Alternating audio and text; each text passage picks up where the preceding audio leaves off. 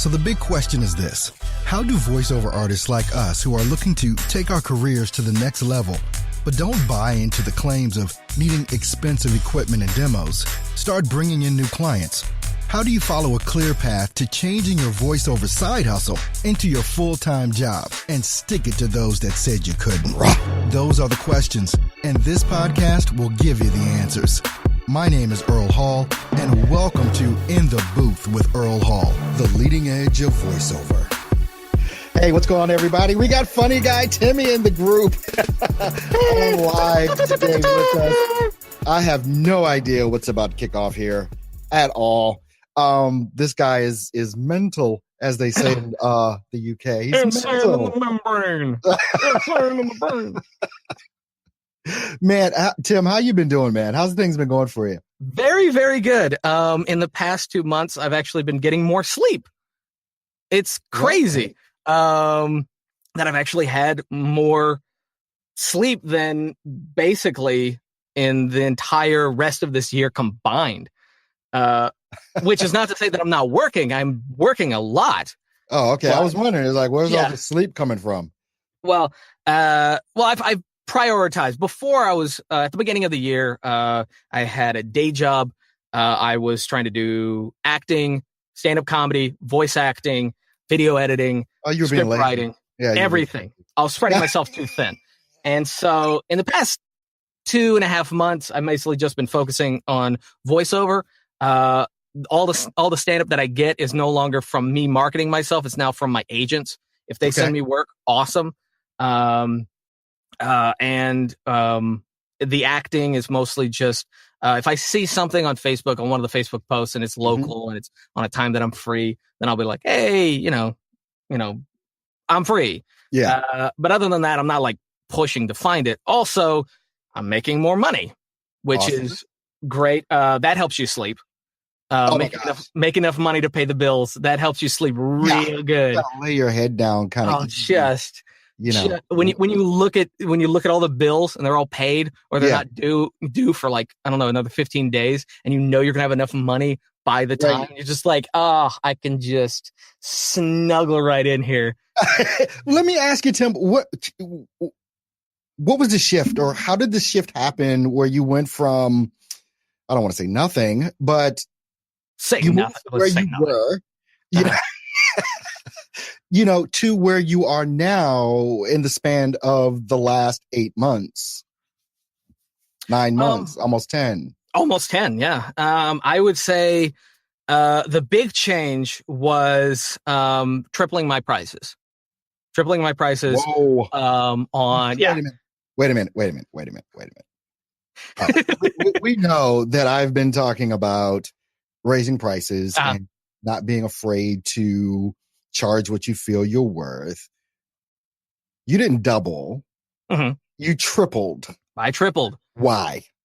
I was looking at the doubling and I was like, well, it's only going to soften the blow by so much. And I was like, nah, let's go 3 times. Let's do 3 times. Because normally when I increase my prices, it's always double. I always just double it. Which normally just if it's Fiverr, it's just decreasing the number of words or charging a little bit more for like the commercial fee or 24-hour and stuff like that. Sure. But I was like, now let's bring the whole total to about 3 times more than it would be. Which even though I've tripled my prices, I've actually been making way more than that per order than on average. Now, when you say that, so now you're making more and working less. Yes, way less. Wow. Way less. Which, like I said, feels great. And you get lots of sleep and you can get stuff done. There's really only one project that I'm finishing up that's kind of taking a lot of time. And it's really just because of my disability in dyslexia. Because it's like 2,000 words for one character. And then another one's like 1,500 words. And they're long paragraphs that I'm trying to get in like one take. And there's kind of a workaround technique that I've learned doing this that's actually making it easier, and like the way I use Audacity to actually break up each section. I could probably do it'd be hard to tell it'd be easier to show. So I might when do. you talk about dyslexia, you're not actually kidding. No, I am not kidding. Yeah. I actually I talked to another voice actor, famous in the industry. He does. He did. What was it? Billy from Billy and Mandy. Okay. I can't remember his name. Really feel I'm terrible with names. That's another one of my things. And he also did Invader Zim from Invader Zim. Okay. Really famous, well known in the animation industry, and I decided to have just a one-on-one coaching session with him, and one of the things we were talking about was dyslexia. And he had a lot of great points, and he had a lot of great advice and tips, and so I'm trying to work on that a little bit more, and it's getting a little bit easier. But that's really the only thing that like takes a lot of time, and then after that, a lot of it is just really short projects that I'm making a lot more on. Sure. Go for it. So, I mean, with that, so even having dyslexia, you didn't allow that to become an excuse. No, none whatsoever. I mean, for someone who has really severe dyslexia and reads for a living into a microphone, you would think that would be the worst pairing imaginable, Yeah. Like when I talk about the speech impediment that I used to have, or whatever, that I still struggle with sometimes, right. Right. Reading for a living and talking into a microphone without a stutter, Exactly. And it's like having no arms and being a trapeze artist and trying to catch the other guy. Like it's really, you got to find a way. To do that. Grab him with your teeth, I guess. When you were going through your thought process about tripling your prices, how scary was that for you? It was really, really scary. But I knew that I needed to do it because I think it might have been 4 or 5 months ago, I actually lost my job. Okay. It was a job that I had down South Austin, and I live North Austin, and 35 is a mess because it's under construction. If there's one accident, just one person wrecking, it's an hour and a half to get there. Okay. So after a while, I had already been coming in late too much, and so it was just an agreement. It was like, I'm coming in late. It's I should have been suspended or fired a long time ago. This is looking bad on you guys because you're making an exception for me, and I don't think that's fair. So let's just end this here. And then after that, I tried to push for more comedy, but no one was really hiring in the area, and it's really hard to market for comedy. Because if you're in a big city that does comedy, you have to know somebody. You have to already be friendly with the bar, and a lot of them already have their comics that they their go-to guys and gals. Their go-to guy. So that was something that I could make money on, but it wasn't something that I can make money tomorrow on. Okay. And the same thing with the acting. You have to do auditions, so there's no guarantee that you're going to get the role. I did new headshots, and I, put together a better demo, and I sent it to my agent, and still haven't gotten anything from my agent in that entire time. Wow. All the acting that I've gotten has been on my own time, has been me reaching out to people or knowing people that are looking for somebody. But again, that's not a tomorrow solution. So the only thing that I had that was free and that was already set up to make money was Fiverr. Gotcha. So I was like, if I don't make this much, I'm hitting like here. If I don't make this much a month, then I'm not going to make it. Then I'm not going to make it through the month. Yeah. So, it was like, I have to do this. And sure, I probably could have made enough if I doubled it, but I really felt like, I also don't feel like I set it high enough for the quality of my product. Okay. But it's another one of the things that's really hard for me to do is because I have a terrible perception of me. I think I'm really, really bad. It's healthy. If you're not like rocking back in the corner, just, chastising yourself with a belt, it's fine to be critical of yourself. I don't know. Again, I don't know if my critique of myself is realistic.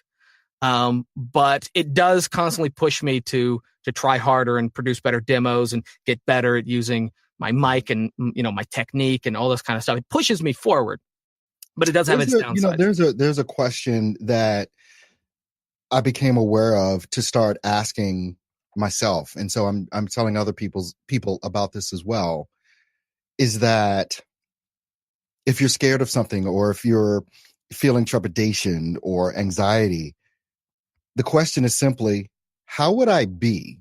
How would I show up if I didn't feel that way?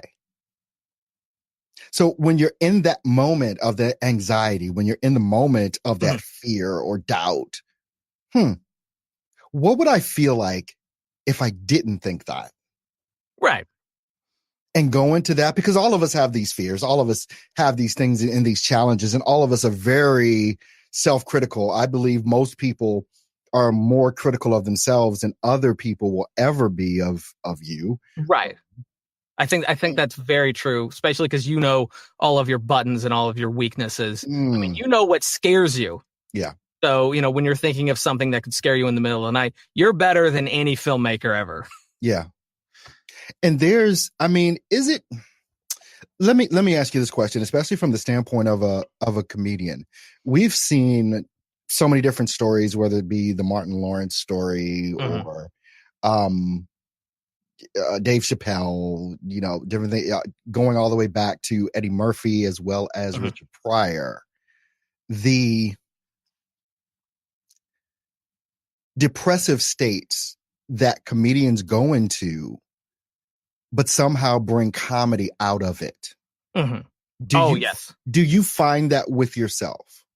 I do. I don't write, when it comes to comedy, I don't write that much based on my fears. But I do write a lot that's based on kind of self-deprecating kind of humor. Most of the humor that I write is, evaluating me in perspective to other or normal things.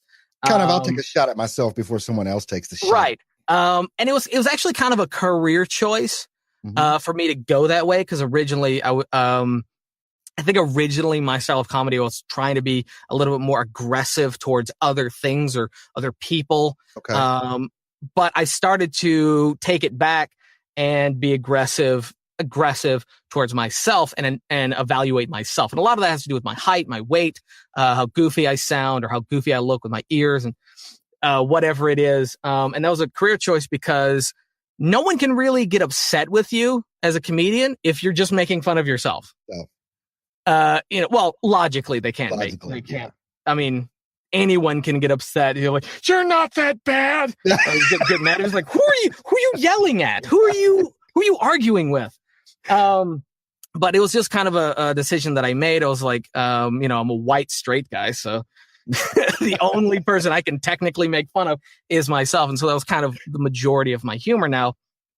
But originally a lot of my humor was based on dark depression, and I know tons of comedians that dig from those darknesses. Okay. And you blow it up. Look, I'm on my Mac, and so when my phone rings, my Mac rings. So it's like I forgot about that. He did have it on silent. Yeah. I will attest to that. You so popular. But I do know, but I do know tons of comedians who pull from darkness and sadness, and I think that has to do with the comedy and the art, really the art of it, because you're in your head so much. Sure. And if you're writing, you're often alone. Whether it's writing screenplays or writing, comedy. Well, it's the same with us as voice actors. I mean, we're alone in our booth or whatever, and we're doing these things locked in our foam cage. Right, in our foam cage, our padded rooms. And you put out an audition, and I think part of the problem with a lot of voice actors that comes into play is that they put out an audition and then they sit in front of their computer and they're refreshing and refreshing and refreshing to see if they won, instead of going on to the next thing that needs to happen, or the next audition, kind of like doing the audition and now it's gone, because what's going to happen is going to happen. Right. And whether or not you refresh your screen isn't going to make it happen any faster. And your phone already dings when something comes in anyway. So it's like the redundancy. Yeah. Speaking of auditions, that's another thing that I don't stress